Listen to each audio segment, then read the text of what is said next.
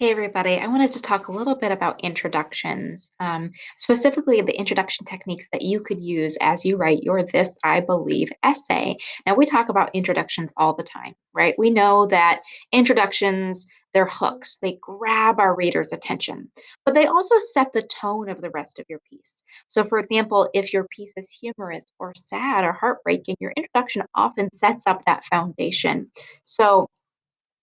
What we're going to do is we're going to look at a few introduction techniques that you could use for your essay and read some. Yeah, I'll read a student essay to you, and then I'm going to ask you to read some additional student essays just to see some different examples of how people introduce their essays to grab your attention and set the tone. All right, our first two techniques are called analogy and I wonder. Now, an analogy is a comparison. So think analogy, comparison. An analogy is saying one thing is like something else to make a point. You've probably heard this example. Here's the example. Life is like a box of chocolates. You never know what you're going to get. Well, here you're making a comparison to explain what your point is about life. All right. Another technique is called I wonder. Now, in this type of introduction, the author will pose a question or scenario that you want the readers to think about. Here's two examples. Have you ever thought about why most people are afraid of the dark? What if schools didn't force you to take certain classes? What if instead you got to choose any classes you were interested in? So you're just wondering. Now, you'll notice that some of the students use more than one technique, and some of the techniques kind of like overlap, like I wonder and I imagine or imagine this are kind of similar. Let's look at some more techniques. A personal story is also called an anecdote. That's one way to open up your piece. Now, every single This I Believe essay is going to have a personal story, but some people use it in the introduction as a way to grab attention. Here's an example. The author begins an essay with a personal story from his or her life that will connect to the essay's main idea. Example. In second grade, while I was sitting at the craft table with sticky Elmer's glue all over my fingers, I realized for the first time that I was poor. Okay, so I'm interested, right? I want to keep reading. Here's another technique. It's called Imagine This. In this type of introduction, the author will ask readers to imagine the future or the world in a different way. I've kind of got that SpongeBob meme with the rainbow stuck in my head, like the imagination, right? Imagine a different type of world. So here's an example. Imagine a world where money does not exist. Okay. All right. So we've got analogy, I wonder, personal story anecdote, and imagine this. Here are some more techniques. Maybe you just start with a single word or a short phrase. In this introduction, the author will open with a short, powerful idea or thought that will be memorable for readers. Here's an example love. Okay, when you hear the word love, you're thinking positive romance, right? But maybe not. Here's the example love. People say that it's what makes the world go round. Let me start over. Love. People say that it's what makes the world go round, but I'm not so sure that's true. That's a good hook, right? That grabs your attention. That's not where you thought they were going with that. All right, fascinating fact. This introduction may include a fascinating fact about anything the world, the culture, current events, or maybe even just about the person who's writing the essay.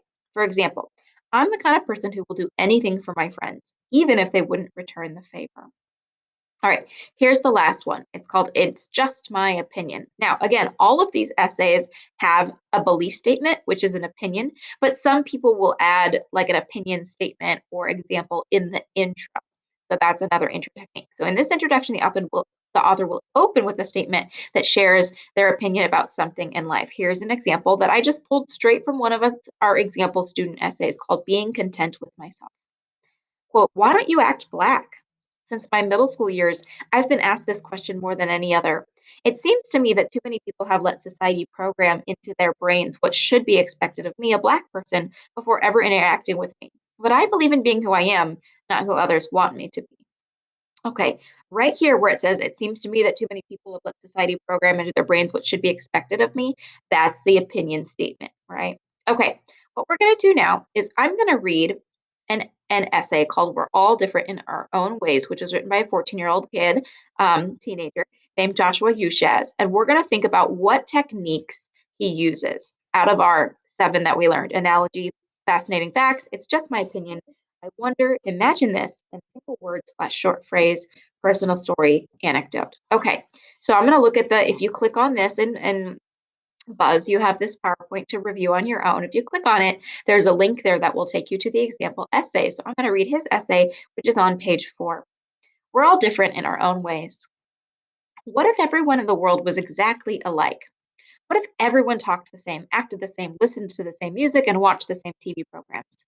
The world would be extremely dull. I believe it's important to accept people for who they are. Differences are important, and they should be respected.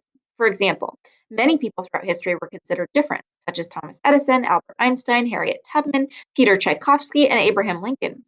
They did great things, but some people thought they were weird because they had strong feelings about something. I can relate to these people because I've been in that situation before many times. It all started in elementary school when I realized that I wasn't like everyone else.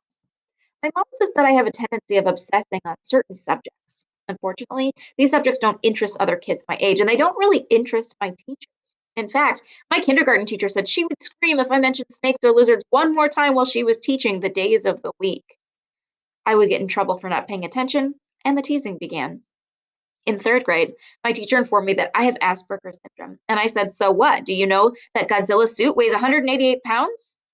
Later, I asked my mom, what is Asperger's syndrome? Am I going to die? She said it's like having blinders on, and that I can only see one thing at a time, and that it's hard to focus on other things. Like I would tell anyone and everyone that would listen about Godzilla because my big obsession was and still is Godzilla. Not a real popular subject with the middle school crowd. And so the teasing continues. I might be different because I have different interests than other teenagers, but that doesn't give them the right to be so mean and cruel to me. Kids at Oak Valley make fun of me for liking what I like the most. People also make fun of me for knowing facts about volcanoes, whales, tornadoes, and many other scientific things. My mom says that she's been able to answer many questions on Jeopardy just by listening to what I have to say. But I've even been ridiculed for being smart. Maybe someday I'll become a gene engineer and create the real Godzilla. I can dream, can't I? Sometimes I wish I were like everyone else, but not really, because I believe people should be respected for being different, because we're all different in our own ways. Okay, first of all, this guy did a great job of telling a personal story, a couple personal stories that are a little humorous, but also a little sad because he's teased, right? He's very vulnerable and talks about his own experience with Asperger's syndrome. Also, notice that if you read the assignment description yesterday, that you're supposed to write informally. This is not an academic research essay. It's like an interview of yourself. So I want you to talk like you would talk to a friend when you're describing your own story and talking about your own belief. Okay, let's go back to the very beginning. What if everyone in the world was exactly alike? What if everyone talked the same, acted the same, listened to the same music, and watched the same TV programs? So let's go back to our options. Analogy. Does he make a comparison? No. Fascinating facts. It's just my opinion. I wonder. Imagine this. Single word short phrase, personal story, anecdote. I think the biggest one is I wonder because he asks questions. What if everyone in the world was exactly alike? We could also say maybe a little bit of imagine this because he's envisioning a different kind of world where no one was different. But those are two techniques. What I want you to do now is I want you to go to Buzz and click on the read it and show it activity or the read it and practice it activity for introductions. And I want you to click on this link and read the final two essays. One is called A Duty to Family, Heritage, and Country by Ying Ying Yu, and the other one is called Accomplishing Big Things in Small Pieces by William Wissaman. And both of these are great examples that not only give you an example of what your belief statement might look like, um, but also they give good examples of introductions. I want you to think about what types of introduction techniques they use in their essay. All right, happy reading and good luck as you plan your own introductions.